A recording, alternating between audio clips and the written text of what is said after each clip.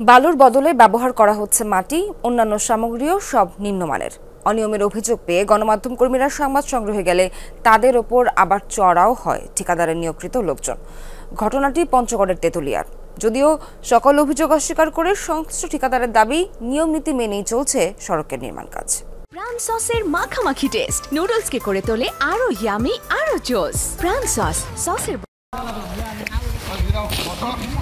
প্রায় 12 কোটি টাকা ব্যয়ে তৈরি করা হচ্ছে পঞ্চগড়ের তেঁতুলিয়ার এই সড়কটি।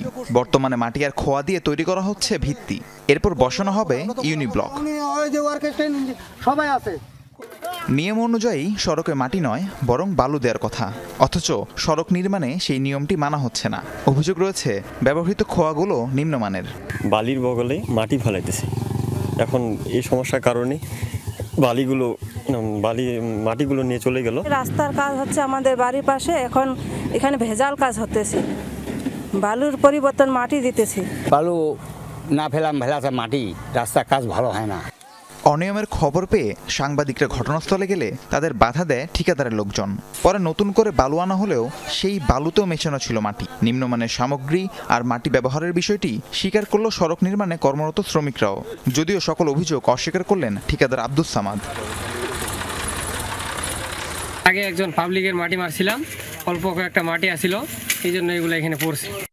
মাটি তো না, বালু ওখানকার লোকের স্থানীয় লোকের বালু দিচ্ছে। আমি বলে দিচ্ছি যে খারাপ হলে তোমার ব্যাগ দিবা, নিবা না। যত নেতা হোক আমি বলে দিচ্ছি, আমরা কাজ করতে গেছি, আমরা দূর থেকে কাজ করতে গেছি, ভালো কাজ করবো। এত অভিযোগের পরও ঠিকাদারের পক্ষেই সাফাই গাইলেন এলজিইডির উপজেলা প্রকৌশলী। 50% বালি এবং 50% খোয়া।